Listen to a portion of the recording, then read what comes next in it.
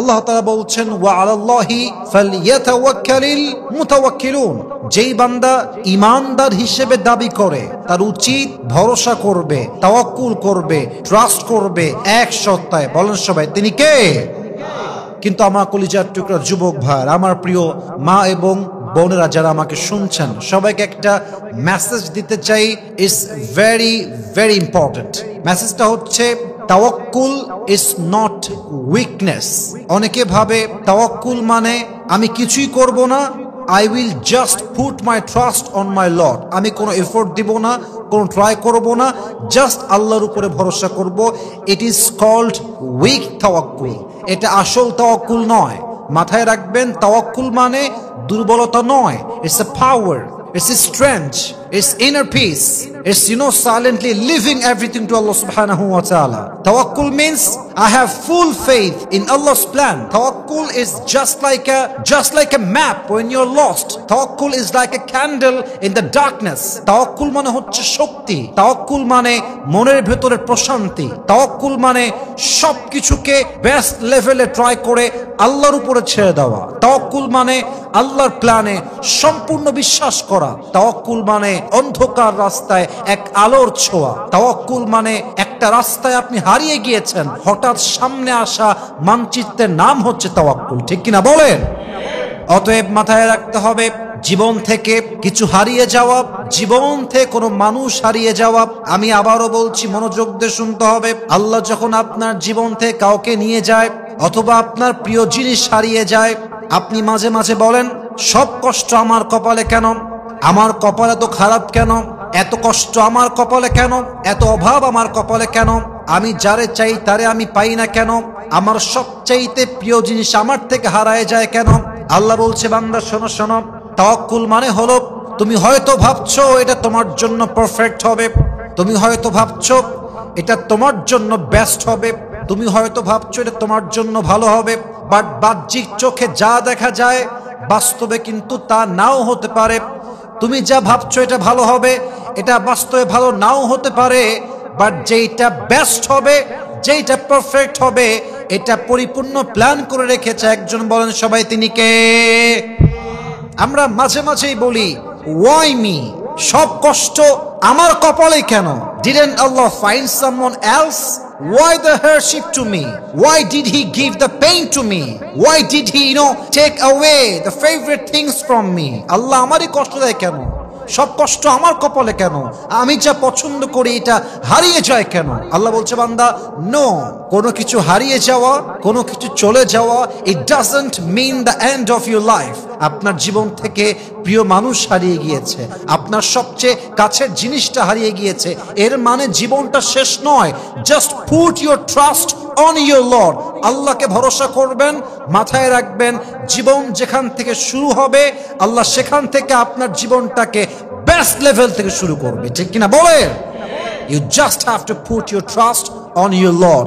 আল্লাহকে ভরসা করতে হবে, তাওয়াক্কুল করতে হবে। আর মাথায় রাখবেন, আপনি যদি আপনার সুখে দুঃখে কষ্টে আপদে বিপদে জাস্ট একটা কথা বলতে পারেন, হাসবুনাল্লাহু ওয়া নি'মাল ওয়াকিল, আমার জন্য আল্লাহই যথেষ্ট, আমার অভিভাবক হিসেবে আল্লাহ একাই যথেষ্ট, এই একটা শব্দের মাঝে পাহাড়ের চাইতে বেশি শক্তি আছে, এটা পাথরের চাইতে শক্তিশালী।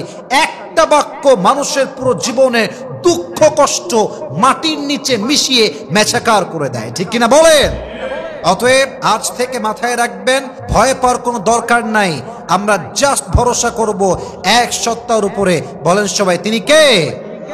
আল্লামা ইকবাল কি সুন্দর করে লিখেছেন, গম কে বাদ খুশি জরুর আती है और ये खुशी रब के तरफ से ही आती है, हर रात के बाद दिन की रोशनी छा जाती है, सब्र करने वालों को नेमत मिल ही जाती है, जो दुख में भी रब को याद करता है रब उसका हाथ कभी नहीं छोड़ता, जो दुख में भी रब को याद करता है रब उसका हाथ कभी नहीं छोड़ता, जो दुनिया से कुछ ना कहे बस रब से कहता है, उसकी दुआओं का जवाब खामोशी में आता है, जब तुझे मांगना हो तो उसी से मांग, जब तुझे पुकारना हो तो उसी को पुकार, जब तुझे भरोसा करना हो तो उसी पर कर, क्योंकि भरोसे के काबिल सिर्फ वही है, वो तेरा रब है, वो तेरा अल्लाह है। ठीक কি না বলেন? কষ্টের পরে সুখ আসে, যেমন রাতের পরে দিন আসে। মাথায় রাখবেন, যেই বান্দা কষ্টের সময় আল্লাহকে ভোলে না, তার সুখের দিন দেখায় একজন, বলেন সবাই তিনি কে? অতএব আজ থেকে কষ্টের কথা, দুঃখের কথা দুনিয়ার মানুষের সঙ্গে আগে নয়, বাবার সঙ্গে আগে নয়, মায়ের সঙ্গে আগে নয়, বইয়ের সঙ্গে আগে নয়, বন্ধুর সঙ্গে আগে নয়।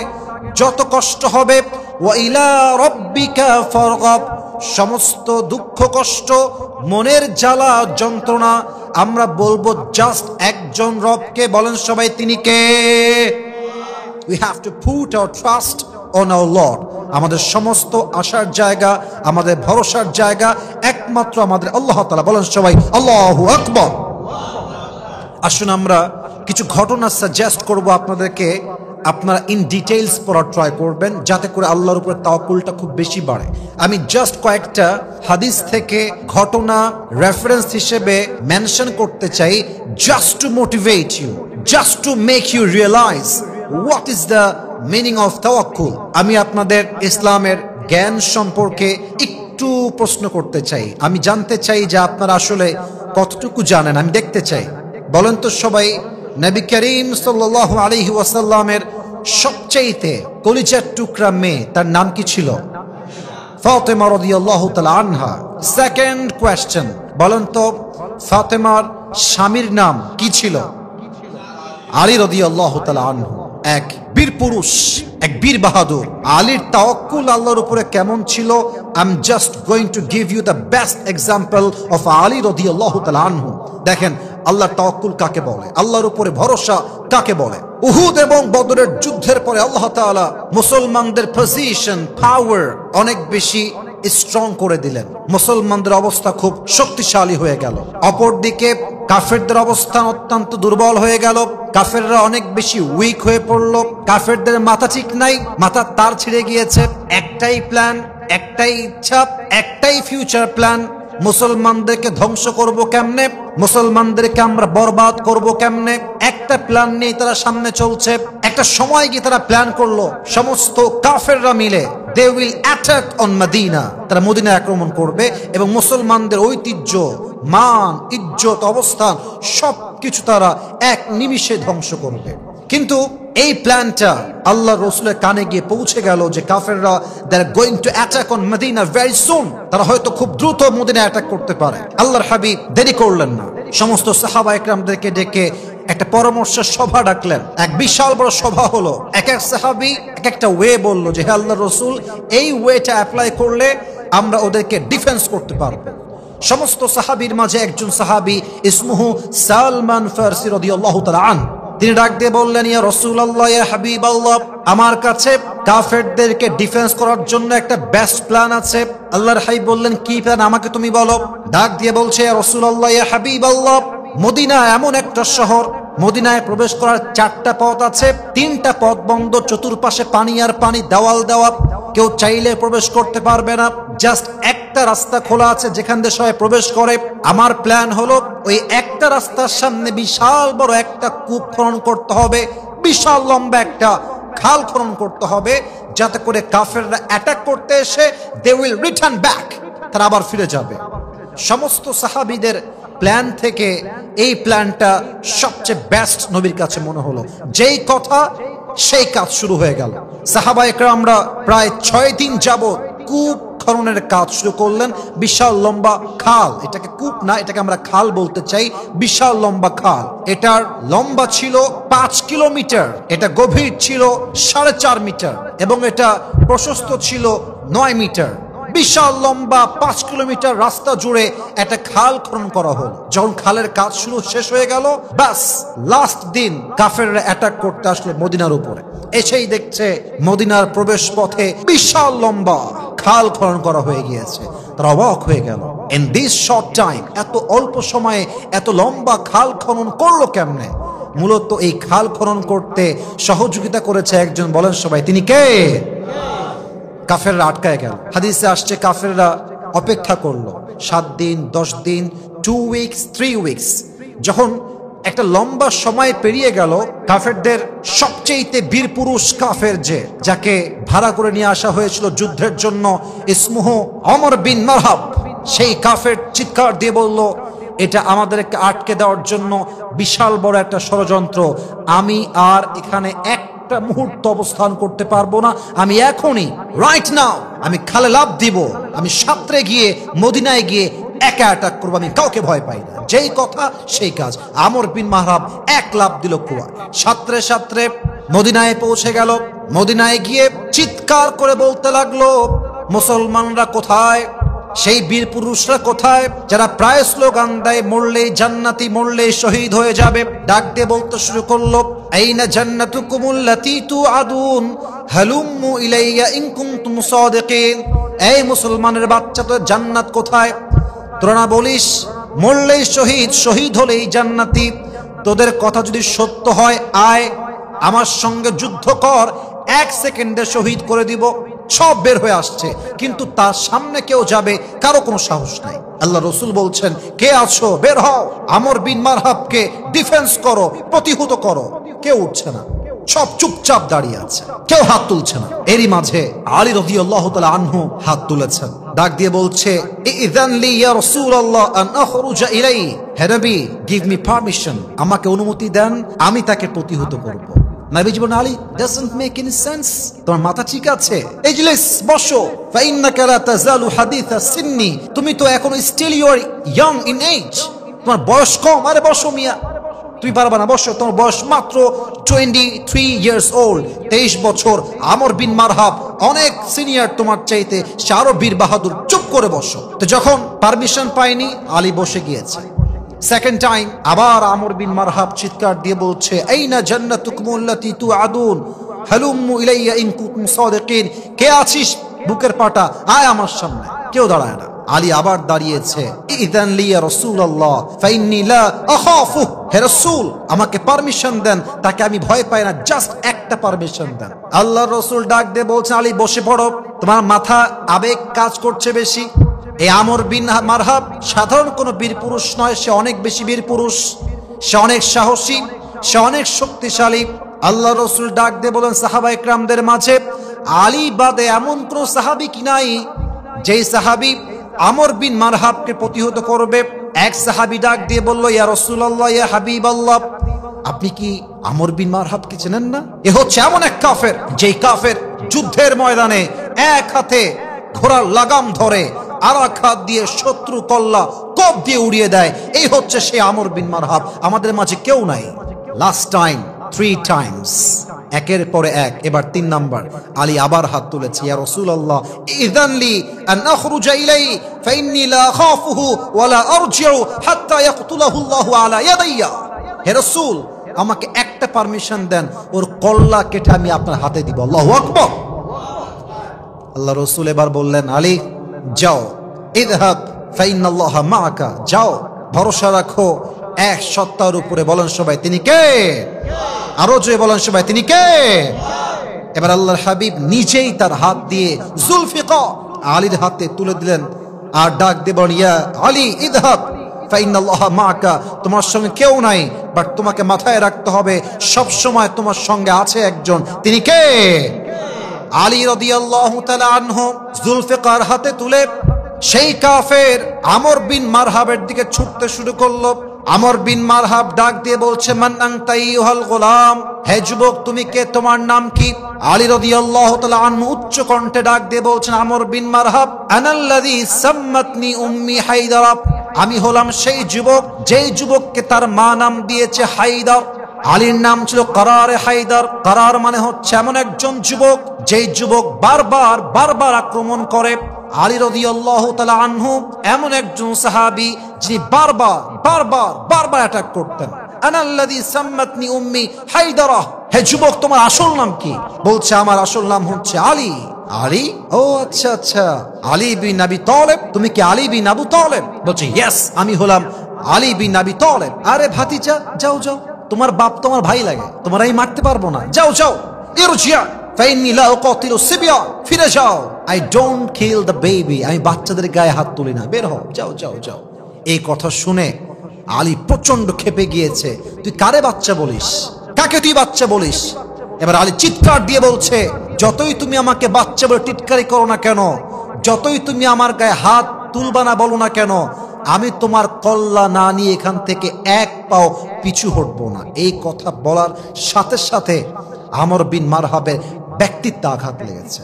আমর বিন মারহাব বলছে, হাউ ডিয়ার ইউ, এত বড় সাহস তো, আয় অ্যাটাক কর আমার উপরে। আলী বলছে, ইসলাম আমাকে শিখিয়েছে প্রথমে অ্যাটাক তোমরা করবা না, যে অ্যাটাক করবে তাকে তোমরা ডিফেন্স অ্যাটাক করবা, ঠিক কিনা বলেন?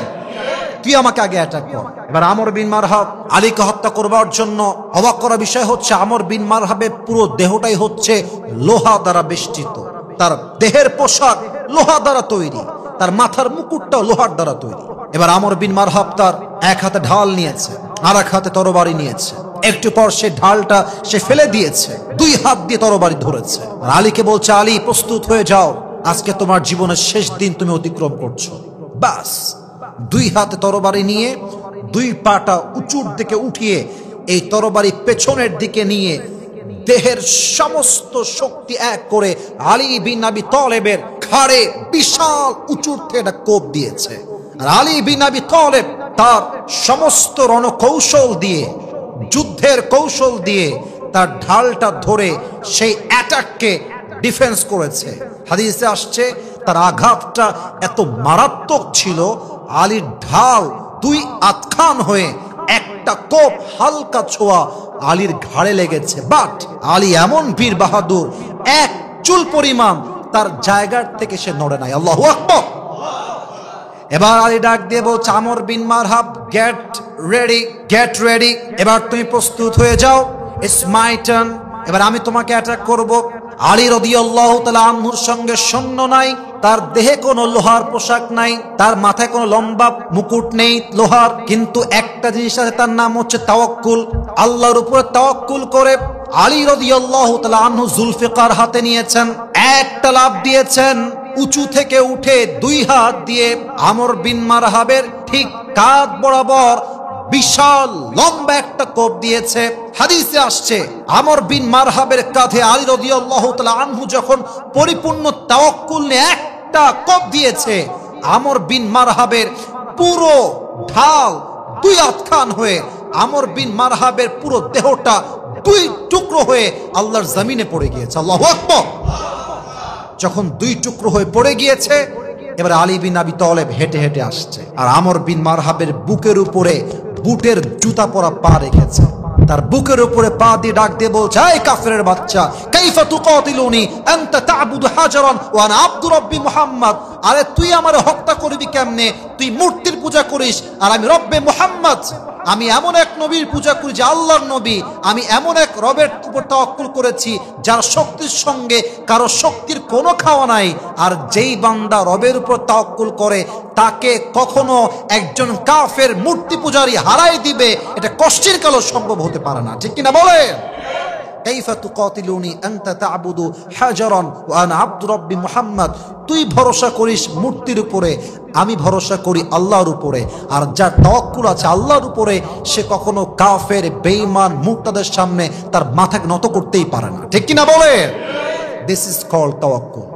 যখন তাওয়াক্কুল থাকবে আপনার হৃদয়ে, হাজার শত্রু আপনার সামনে থাকতে পারে, বাট তাওয়াক্কুল যদি সত্যিকার অর্থে হয়, হাজার হাজার কাফের আপনার সামনে পরাজিত হতে বাধ্য হয়ে যাবে, ঠিক কিনা বলে? এটার নাম তাওয়াক্কুল। আচ্ছা বলেন তো, আমাদের ভয় পাবেন না কেউ, সবাই উত্তর দিবেন, আমাদের জাতির পিতার নাম কি? আমাদের জাতির পিতার নাম আদম না, ইব্রাহিম আলাইহিস সালাতু ওয়াস সালাম। বলেন সবাই, আমাদের জাতির পিতার নাম কি? ইব্রাহিম আলাইহিস সালাম। ভুল হওয়া কোনো অন্যায় নয়, বাট জেনে নেওয়াটা এটা সবচেয়ে বেস্ট উপায়। বলেন সবাই, আমাদের জাতির পিতার নাম কি? ইব্রাহিম আলাইহিস সালাতু ওয়াস সালাম। ওনার ব্যাপারে আপনার সবাই জানেন। নমরুদ তাকে বলল, ইব্রাহিম, এক আল্লাহর ইবাদত ছেড়ে দাও, দাওয়াত ছেড়ে দাও, কালেমার দাওয়াত ভুলে যাও, আমার সামনে মাথা নত করো, আমি তোমাকে ছেড়ে দিব, আমি তোমাকে হত্যা করব না। ইব্রাহিম বলল, জীবন যাবে, বাট আমার হৃদয় থেকে ঈমান নামের সম্পদ কেড়ে নেওয়া যাবে না, ঠিক কিনা বলেন? নমরুদ এবার বিশাল বড় আগুনের কুণ্ডুলি জ্বালিয়ে ইব্রাহিমকে বলল, ইব্রাহিম, লাস্ট চান্স, আবারও ভেবে নাও, যদি আমার কথা না মানো তোমাকে আমি আগুনে নিক্ষেপ করে পুড়িয়ে মারব। যখনই ইব্রাহিমকে আগুনে ফেলা হবে, জিব্রাইল আসছে, ইব্রাহিম তুমি আমার কাছে সাহায্য চাও, আমি তোমাকে সাহায্যের হাত বাড়িয়ে দিব। ইব্রাহিম আলাইহিস সালাম ডাক দিয়ে বলছে, জিব্রাইল শোনো শোনো, আমি ইব্রাহিম এমন রবের ইবাদত করি না যে রব তার বান্দার কষ্ট নিজের চোখে না দেখতে পায়। তোমার সাহায্যের কোনো দরকার আমার নাই, আমাকে সাহায্য করলে সাহায্য করবে একজন, বলেন সবাই তিনি কে? আমার আল্লাহ আমাকে সাহায্য করবেন। এবং আমি ইব্রাহিম যদি একবার আগুনে পুড়ে আমার আল্লাহ সন্তুষ্ট হয়, খুশি হয়, রাজি হয়, আমি ইব্রাহিম আগুনে একবার নয়, আমার রবের খুশির জন্য আমি ইব্রাহিম আগুনে কয়েক হাজার বার পুড়তে প্রস্তুত আছি। আল্লাহু আকবার। তোমার সাহায্যের কোনো প্রয়োজন আমার নেই। এবার নমরুদের যেই কথা সেই কাজ। নমরুদ ইব্রাহিমকে ধরে আগুনে নিক্ষেপ করলো। ইব্রাহিম বললেন, হাসবুনাল্লাহু ওয়া নি'মাল ওয়াকিল, আল্লাহ আমার জন্য যথেষ্ট, তিনি আমার সবচেয়ে সেরা অভিভাবক। যখন ইব্রাহিমকে আগুনে ফেলা হবে, সঙ্গে সঙ্গে আল্লাহ আগুনকে নোটিশ করলেন। কুলনা ইয়া নারু কুনি বারদান ওয়া সালামান আলা ইব্রাহিম, আল্লাহ ডাক দিয়ে বললেন, আগুন খবরদার, আমার ইব্রাহিমের জন্য তুমি শান্তিদায়ক ঠান্ডা হয়ে যাও। আল্লাহ যখন আদেশ করলেন, সঙ্গে সঙ্গে আগুন এত ঠান্ডা হয়ে গেল, ইব্রাহিম আগুনে পড়ল ঠিকই, ইব্রাহিমের দেহের অঙ্গ প্রত্যঙ্গ পূর্বে দূরের কথা, ইব্রাহিম আলাইহিস সালামের দেহের জামার একটা টুকরা অংশ পর্যন্ত আগুনে স্পর্শ করে নাই। বলেন সবাই আল্লাহু আকবার। What an amazing power! What a tawakkul! যার হৃদয়ে আল্লাহর উপর ভরসা থাকে, তাকে আগুন পর্যন্ত স্পর্শ করতে পারে না, ঠিক কিনা বলে? অনেকে বলে আমার শত্রু আমাকে শেষ করে ফেলবে, অমুক বেঈমান আমাকে নিশ্চিহ্ন করে ফেলবে। ভয় নাই, মাথায় রাখবেন, ওয়াইয়ামসাসকাল্লাহু বিদুররিন ফালা কাশিফা লাহু ইল্লা হু, আল্লাহ যদি আপনার উপকার করতে চায়, পুরো পৃথিবীর মানুষ আপনার এক চুল পরিমাণ ক্ষতি করতে পারবে না। আর আল্লাহ যদি আপনাকে বিপদে ফেলতে চায়, পুরো পৃথিবীর ক্ষমতা একসঙ্গে হলো আপনাকে উদ্ধার করতে পারবে না, ঠিক কিনা বলেন? এটাই ঈমান, এটাই তাওয়াক্কুল। মুসা আলাইহিস সালামের কথা একবার ভাবেন। রেড সির পাশে দাঁড়িয়ে আছে, তার জাতির সমস্ত লোক তার ওয়াজ এবং নসিহত শুনছে বসে বসে। হঠাৎ করে ফেরাউন তার লস্কর, সৈন্য সব নিয়ে অ্যাটাক করেছে। অ্যাটাক করেছে কেমন ভাবে? ডানেও সৈন্য, বামেও সৈন্য, পেছনেও সৈন্য, আর সামনে রেড সি, বিশাল বড় সাগর। মুসা আলাইহিস সালামের পুরো জাতি থরথর থরথর করে কাঁপছে। কোরআন তার সাক্ষী। কোরআন বলছে, যখন ফেরাউন আক্রমণ করলো, সমস্ত সাথী ডাক দিয়ে বলছে, ইয়া মুসা ইন্না লামুদরাকুন, হে মুসা আমরা তো পাকড়াও হয়ে গিয়েছি, চতুর্পাশ থেকে সরাসরি আক্রমণ হয়েছে, ডানেও শত্রু, বামেও শত্রু, পেছনে ফেরাউন, সামনে নীল দরিয়া, ইন্না লামুদরাকুন, আমরা পাকড়াও হয়ে গিয়েছি। হে মুসা আমরা কি করব? মুসার তাওয়াক্কুল দেখেন। মুসা ডাক দিয়ে বলছে, কাল্লা ইন্না মাইয়া রাব্বি সায়াহদিন, কখনো নয়, কখনো নয়, নিশ্চিত আমাদেরকে পথ দেখাবে একজন। বলেন সবাই তিনি কে? আল্লাহ বললেন, মুসা ঘাবড়াবার কোন কারণ নাই, নেভার লুজ হোপ, হতাশ হয়ে যেও না। আল্লাহ বললেন, মুসা ফাউহাইনা ইলা মুসা আন ইদরিব বিআসাকাল বাহর, তোমার হাতের লাঠি দিয়ে নীল দরিয়ার মাঝে একটা আঘাত করো। মুসাকে আল্লাহ আদেশ দিলেন, মুসা যেই আদেশ সেই কাজ। মুসা আলাইহিস সালাতু ওয়াস সালাম সমস্ত কাফেরদের সৈন্যদের সামনে আল্লাহর উপরে তাওয়াক্কুল করে জাস্ট হাতে লাঠি দিয়ে একটা বাড়ি মারলেন। রাস্তা দরকার ছিল একটা, আল্লাহ সঙ্গে সঙ্গে 12টা রাস্তা মুসা যেন খুলে দেন। আল্লাহু আকবার। 12টা রাস্তা তৈরি হয়ে গেল। তাওয়াক্কুল কাকে বলে? হয়তো আপনি আর আমি আজকে রেড সির সামনে দাঁড়িয়ে আছি, বিশাল লম্বা সাগর সামনে, ডানেও শত্রু, বামেও শত্রু, পেছনেও শত্রু। এট দ্যাট মোমেন্ট যদি আপনার তাওয়াক্কুল থাকে আল্লাহর উপরে, পৃথিবীর সমস্ত শক্তি মিলেও আপনার একটা চুল বাঁকা করতে পারবে না, ঠিক কিনা বলেন? ভাবেন তো সেই দিনের কথা, যেই দিন মুহাম্মদুর রাসূলুল্লাহ সাল্লাল্লাহু আলাইহি ওয়াসাল্লাম তার সবচেয়ে কাছের বন্ধু আবু বকর রাদিয়াল্লাহু তাআলা আনহুর বাসায় আসলেন সফর মাসে ঠিক শেষের দিকে। এসে বললেন, আবু বকর রেডি হয়ে যাও, প্রস্তুত হয়ে যাও, হিজরতের সময় চলে এসেছে, আমাদেরকে মক্কা ছাড়তে হবে। এই কথা বলেই আল্লাহ রসুল বাসায় ফিরে আসলেন। কাফেররা প্ল্যান করলো, আর দেরি নয়, আজকের রাতেই আমরা মুহাম্মদকে হত্যা করব। বলেন সবাই নাউজুবিল্লাহ। বাস রাত হতে হতে সমস্ত কাফেররা নবীর বাসাকে চতুর্পাশ থেকে ঘিরে ধরল। চতুর্পাশে কাফের আর কাফের। আল্লাহর হাবিব কি করবেন এবার? উনি বললেন, আলী তুমি এদিকে আসো। আমানতের সমস্ত সম্পদ বুঝাই দিলেন আর বললেন, আলী তুমি আমার খাটে শুয়ে থাকো কম্বল মুড়ি দিয়ে। বাস আলী শুয়ে পড়ল। আল্লাহর হাবিব সমস্ত শত্রুর মাঝখান দিয়ে বের হলেন। আর যখন বের হবেন তখন তিনি সূরা ইয়াসিনের প্রথম 9 আয়াত পড়লেন, বিশেষ করে এই আয়াতটা, ওয়াজআলনা মিন বাইনি আইদিহিম সাদ্দাও ওয়া মিন খালফিহিম সাদ্দান ফাগশাইনাহুম ফাহুম লা ইউবসিরুন। আল্লাহ বলছেন, আমি তাদের সামনের দিকে পেছনের দিকে পর্দা ঢেলে দিয়েছি। ফাগশাইনাহুম ফাহুম লা ইউবসিরুন, এমন একটা পর্দা দিয়েছি তারা দেখতে পায় নাই, তাদের চোখটা আড়াল হয়ে গিয়েছে। আল্লাহ রাসূল 9টা আয়াত পড়ে এক টুকরো মাটি নিয়েছেন, মাটিতে একটা ফু দিয়েছেন, কাফেরদের উপরে এমনি ছুঁড়ে মেরেছেন। সমস্ত কাফের কয়েকটা মুহূর্তের জন্য, কয়েক মিনিটের জন্য অন্ধ হয়ে গিয়েছে, চোখে আড়াল হয়ে গিয়েছে, চোখে পর্দা পড়ে গিয়েছে। আল্লাহর রাসূল তাদের সামনে দিয়ে বের হয়ে গিয়েছে, তারা কল্পনাও করতে পারে না। আল্লাহু আকবার। বাস যখনই বের হয়েছে, আবু বকর দাঁড়িয়ে আছে, দাঁড়িয়ে বলছে, রাসূলুল্লাহ এই দিকে মদিনা আর এই দিকে হচ্ছে গারে সোর, এই দিকে মদিনা এই দিকে গারে সোর, আমরা আগে সোর পাহাড়ে যাব, ওখানে গিয়ে অবস্থান করব। যখন খোঁজাখুঁজি বন্ধ হয়ে যাবে আমরা আবার মুভ করে মদিনায় ব্যাক করব। আল্লাহ রাসূল বলেন, তুমি যা বলবা তাই হবে, চলো। কিন্তু যখন তারা বের হলেন, হাদিসে আসছে আল্লাহ রাসূল তার পায়ের সামনের পায়ের পাতালির উপরে ভর করে হাঁটছিলেন, এমনে এমনে এমনে, পেছনের পাটা ফেলছিলেন না। এর কারণ আরবের ওই সময় একটা দস্তুর ছিল, নিয়ম ছিল, একটা সিস্টেম ছিল যে কিছু ফুট ট্র্যাকার ছিল, এটাকে আরবিতে বলা হয় কাফিয়াল আথার, যারা মানুষের পায়ের চিহ্ন দেখে বলতে পারত যে মানুষটা কোথায় গিয়েছে আসলে। তাই আল্লাহ রাসূল তাদেরকে অ্যাভয়েড করার জন্য পায়ের পাতালির উপরে, আঙ্গুলের উপরে ভর করে হাঁটছিলেন আস্তে আস্তে সামনে সামনে। যখন পাহাড়ের নিচে পৌঁছালেন হাঁটতে হাঁটতে, হাদিসে আসছে নবীর পায়ের নিচে লাল হয়ে গিয়েছে, ফোসা ফোসা ভাব পড়ে গিয়েছে হাঁটতে হাঁটতে। অবাক করা বিষয় হচ্ছে, হাঁটার সময় আবু বকর একবার সামনে যায়, একবার পেছনে যায়, আর একবার পেছনে, আর একবার সামনে, পেছনে সামনে, সামনে পেছনে। আল্লাহ রাসূল বললেন, মা লাকা ইয়া আবু বকর, কি হয়েছে তোমার? একবার সামনে আর একবার পেছনে, ওয়াই, কারণটা কি?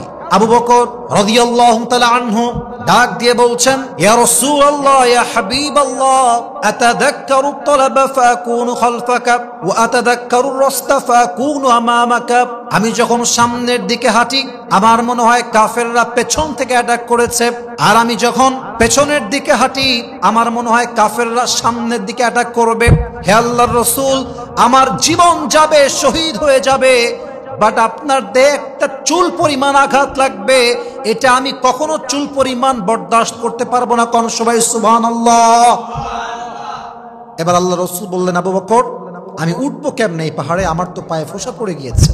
আবু বকর বললেন, আল্লাহ রাসূল আপনি টেনশন করবেন না, আমি আপনার সাথে আছি। ব্যাস যেই কথা সেই কাজ। এবার আবু বকর নিজেই আল্লাহর হাবিব সাল্লাল্লাহু আলাইহি ওয়াসাল্লামকে মাজাতে কোলে তুললেন, কোমরে কোলে তুললেন, পাটা এইদিকে আর ঘাড়ে 2 হাত দিয়ে নবী যে ধরে আছে। বাস নিচ থেকে সেই গারে সোর, সে গুহা পর্যন্ত আবু বকর নিজেই নবীকে ঘাড়ে তুলে নিয়ে গেছে। আল্লাহু আকবার। ঠিক গুহার যে প্রবেশ পথ ওখানে নামিয়ে দিয়েছে। বলছে, হে আল্লাহর রাসূল আপনি থামেন, আমি গুহাতে গিয়ে সব পরিষ্কার করে ঠিক করে তারপরে আপনাকে ডাক। বাস ঢুকে গেল গুহার ভেতরে, গিয়ে দেখছে প্রচুর ময়লা, আর গুহার পাশে ফুটা ছিদ্র দিয়ে ভরপুর হয়ে গিয়েছে। পাথর দিয়ে আটকালেন, জামা দিয়ে আটকালেন, পাগড়ি দিয়ে আটকালেন। বাহিরে আসলেন, আল্লাহ রসুলকে নিয়ে গুহার ভিতরে প্রবেশ করলেন এবং 2 পা এভাবে মেলে দিলেন, এইভাবে সোজা 2 পা মেলে দিলেন। এক পাশে জাস্ট একটা ছিদ্র বের হয়েছিল, সেই ছিদ্রে আবু বকর রাদিয়াল্লাহু তাআলা আনহু ডান পাটা রাখলেন আর বললেন, ইয়া রাসূলুল্লাহ আপনি আমার কোলে শুয়ে পড়েন। সুবহানাল্লাহ পড়বেন না আপনারা? আল্লাহু আকবার। কি সুন্দর হাদিস, কি সুন্দর ঘটনা। আবু বকর যখন নবীকে কোলে রেখে নিচেও একটু ঘুমিয়েছেন, নবীও ঘুমিয়ে গিয়েছেন, হঠাৎ করে গুহায় সাপ প্রবেশ করেছে। গুহায় সাপ যখন প্রবেশ করবে দেখছে সব ছিদ্র বন্ধ, জাস্ট একটা ছিদ্রে পায়ের তালু এভাবে রাখা আছে। বাস সাপ গুহায় প্রবেশ করার জন্য সেই পায়ে লাগাতার ছবল দেওয়া শুরু করেছে। আবু বকর বুঝে গিয়েছে এটা সাপের ছবল। আল্লাহু আকবার। নবীর ভালোবাসা, হুব্বে রাসূল, ইশকে রাসূল কাকে বলে চাইলে চিৎকার করতে পারতেন। চিৎকার করেন নাই, চিৎকার করলেই আমার নবী ক্লান্ত, নবীর ঘুম ভেঙে যাবে। আবু বকর চুপচাপ বসে আছে। এই সাপের বিষের ব্যথা যন্ত্রণা এত প্রবল হয়ে গিয়েছে, একটা পর্যায়ে গিয়ে চোখ দিয়ে পানি পড়তে শুরু করেছে। আর চোখের এক ফোঁটা পানি নবীর চোখের উপরে পড়েছে, কপালে পড়েছে, বাস নবীর চোখ খুলে গিয়েছে। চোখ খুলেই দেখছে আবু বকরের পুরো দেহটা লাল হয়ে গিয়েছে, টকটকে লাল হয়ে গিয়েছে। আল্লাহ রাসূল বলছে, আবু বকর তোমার কি হয়েছে? তোমার চোখে পানি কেন? তোমার হাত পা লাল কেন? আবু বকর ডাক দিয়ে বলছে, ফিদাকা আবি ওয়া উম্মি ওয়া কলবি ওয়া রূহি ইয়া রাসূলুল্লাহ। হে আল্লাহর রাসূল, আপনার জন্য আমার বাবার জীবন, আমার মায়ের জীবন, আমার জীবন কোরবান। হে আল্লাহর রাসূল, আমাকে সাপে কামড়ে দিয়েছে। আল্লাহ রাসূল চোখের পানি ছাড়লেন আর বললেন, ইয়া আবু বকর, তুমি আমাকে ডাকতে পারতে, আমাকে বলতে পারতে, আমি উঠে তোমার জন্য সাহায্য করতাম। আবু বকর ডাক দিয়ে বলছে, রাসূলুল্লাহ, আপনাকে ডাকলে আপনার ঘুমে ডিস্টার্ব হবে, জাস্ট আপনার ঘুমে বিরক্ত না করার জন্য আমি চিৎকার করি না। আল্লাহু আকবার। সঙ্গে সঙ্গে আল্লাহ রাসূল হাত তুললেন, বললেন, হে আল্লাহ, আমি আমার বন্ধু আবু বকরের উপরে খুশি হয়ে গিয়েছি, তুমিও খুশি হয়ে যাও। দোয়া করার সঙ্গে সঙ্গে জিবরাইল আসলেন, ডাক দিয়ে বললেন, ইয়া রাসূলুল্লাহ, ইয়া হাবিবাল্লাহ, আপনার জন্য সুসংবাদ, আবু বকরকে আল্লাহ তাআলা তার নিজের বন্ধু বানিয়েছেন এবং তাকে আল্লাহ আপনার জান্নাতের সাথী বানায় দিয়েছে। সুবহানাল্লাহ সবাই। ইতিমধ্যে কাফেররা সামনের পদচিহ্ন ফলো করতে করতে করতে গারে সৌরে পৌঁছে গিয়েছে নবীকে পাকড়াও করবার জন্য। কিন্তু কাফেররা আসার পূর্বে আল্লাহ একটা কাজ করলেন। গুহার যে বিশাল লম্বা স্পষ্ট দৃশ্য, বিশাল লম্বা একটা গুহার প্রবেশ পথ, এই পুরো প্রবেশ পথটাকে আল্লাহ মাকড়সার মাধ্যমে জাল বুনে দিলেন এবং ঠিক গুহার প্রবেশ পথের মাথায় দুইটা কবুতর এসে ডিম পেড়ে দিল। আল্লাহু আকবার। কাফেররা আসছে, হাঁটতে হাঁটতে হাঁটতে হাঁটতে হাঁটতে হাঁটতে হাঁটতে এক্স্যাক্টলি নবী যে গুহার ভেতরে আছে তার প্রবেশ পথে দাঁড়িয়ে গিয়েছে এবং ফুট ট্রাকার যারা পদচিহ্ন বিশ্লেষণ করতে করতে এই পর্যন্ত আসছে, ডাক দিয়ে বলছে, আবু সুফিয়ান, কাফেরদের সর্দার, ডাক দিয়ে বলছে, আবু সুফিয়ান, এক্স্যাক্ট এই গুহার ভেতরে মুহাম্মদ ঢুকেছে, আর কোনো পথ নাই, এখানে তারা প্রবেশ করেছে। আবু সুফিয়ান তাকাইছে, বেটা তোর মাথা খারাপ, তোর মাথা হুঁশ বুদ্ধি কিছু আছে? তাকায় দেখ, এই গুহার প্রবেশ পথ পুরোটাই মাকড়সার জাল দিয়ে বোনা। এই জাল মুহাম্মদের জন্মের আগ থেকে এখানে আছে, এখানে পাখি ডিম পেড়ে গিয়েছে। এই গুহায় কখনোই মুহাম্মদ প্রবেশ করতে পারে না, কখনোই পারে না। আর তাদের যে অ্যাটাক, তারা প্রবেশ করবে করবে ভাব, ব্যাস আবু বকর ভয়ে কাঁপছে। ইস, যে নবীর ক্ষতি হয়ে যায়, যদি আমার নবী পাকড়াও হয়ে যায়, যদি নবীর দুশমন নবীকে হত্যা করে ফেলে, আবু বকর ভয় পাচ্ছে, হে রাসূল কি হবে আমাদের? এই মুহূর্তে আল্লাহ রাসূল যেটা বলেছেন, এটা তাওয়াক্কুলের জন্য এক ঐতিহাসিক শব্দ, যে শব্দ হাজার মুমিনদের জীবনে অনুপ্রেরণা, যে শব্দ হাজার মুমিনদের জীবনে বাঁচার একটা মোটিভেশন। আল্লাহ রাসূল বলেন, আবু বকর লা তাহজান, আবু বকর লা তাহজান, ইন্নাল্লাহা মা'ানা। আবু বকর ভয় পেও যেও না, হতাশ হয়ে যেও না। কাফেরদের দল যত বড় হোক, যত বড় আক্রমণ হোক না কেন, মাথায় রাখবা, বিপদে আপদে সব সময় তোমার সঙ্গে আমার সঙ্গে সকল মুমিনের সঙ্গে আছে একজন, তিনি কে? ভয় পেও না, লা তাহজান, ইন্নাল্লাহা মা'ানা, Allah is with us. Never be frustrated, হতাশ হয়ে যেও না, আল্লাহ আমার সঙ্গে আছে, আল্লাহ তোমার সঙ্গে আছে, ভয় পাওয়ার কোনো কারণ নাই। ব্যাস। আবু সুফিয়ান বলল, এই পাগল কোথায় নিয়ে আসছে আমাদেরকে? এই গুহা তো কেউ নাই, চলো এখান থেকে ব্যাক করো। আল্লাহ রাসূল আয়াতটা পড়লেন, আল্লাহর উপরে তাওয়াক্কুল করলেন। কাফেররা নবীকে অ্যাটাক করা দূরের কথা, বরং ওখান থেকে এমন ভাবে ফিরল, এই বিশ্বাসে ফিরল যে এই গুহা বা পাহাড়ে নবী কখনো আসতেই পারে না। আল্লাহু আকবার। তাহলে গুহার কাছে যাওয়ার পরেও তারা ফিরে আসলো জাস্ট একটাই কারণ হচ্ছে আল্লাহ রাসূল এবং আবু বকর এই বিপদের মুহূর্তে, এই কষ্টের মুহূর্তে, এই মুসিবতে ভরসা করেছে একজনকে। বলেন সবাই, তিনি কে? আমার প্রিয় কলিজার টুকরার যুবক ভাইরা, কথা বলতে গেলে অনেক লম্বা হয়ে যাবে, কিন্তু যে ইতিহাসগুলো আমরা জানলাম আলী রাদিয়াল্লাহু তাআলা আনহু থেকে, জাতির পিতা ইব্রাহিম আলাইহিস সালাতু ওয়াস সালাম, আমাদের প্রিয় নবী মুসা আলাইহিস সালাতু ওয়াস সালাম, আল্লাহর রাসূল মুহাম্মদুর রাসূলুল্লাহ সাল্লাল্লাহু আলাইহি ওয়াসাল্লাম, আবু বকর, প্রত্যেকের জীবন থেকে একটাই শিক্ষা আমরা পেয়েছি, যার তাওয়াক্কুল আল্লাহর উপরে আছে পুরো পৃথিবী তাকে পরাজিত করতে সক্ষম হয় না। এটা কিনা বলেন?